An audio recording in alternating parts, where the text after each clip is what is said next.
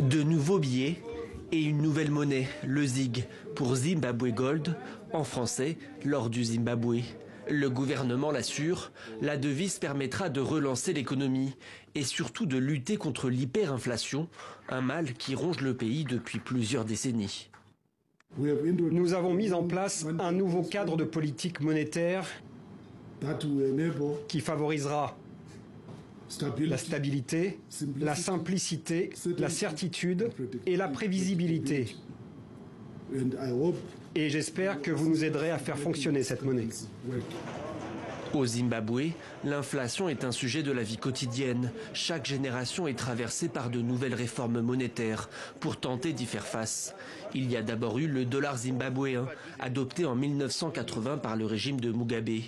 Mais à partir des années 2000, l'économie s'effondre. Le taux de chômage est alors de 80% et le dollar zimbabwéen, une monnaie complètement dévaluée. En 2009, 30 dollars américains valent 100 000 milliards de dollars du Zimbabwe. Alors le gouvernement de Harare réintroduit le dollar américain. La situation s'améliore un temps, mais rapidement, un autre problème se pose. Il n'y a pas assez de liquidités en circulation. Pour y faire face, en 2016, le gouvernement lance une nouvelle monnaie qu'il appelle le billet d'obligation, d'une valeur de 2 et 5 dollars. Mais ça ne suffit pas.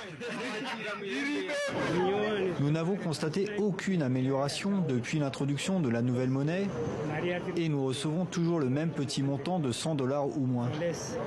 En 2019 puis 2020, de nouveaux billets sont créés. Le gouvernement va jusqu'à mettre en circulation des pièces en or dont la valeur est réputée refuge.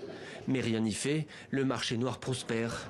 L'entrée en vigueur de la monnaie ZiG est donc un nouvel espoir, mais elle ne suffira sans doute pas à elle seule à rehausser une économie en grande difficulté depuis plus de 20 ans.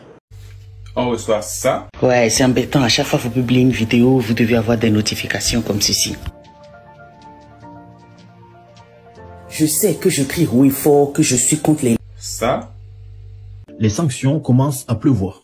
On me menace de me bannir du programme de monétisation TikTok pour avoir publié cette vidéo. Tu as sûrement entendu parler de ce qui se passe au Congo. Et si ce n'est pas le cas, je t'invite à aller te renseigner parce que à l'heure... Et ça encore. Ouais, t'as bien lu, hein. T'as très bien lu. Aujourd'hui, j'ai envie de dénoncer en fait cette inégalité qu'on reçoit sur les réseaux sociaux, surtout quand on est une femme et qu'on est noir.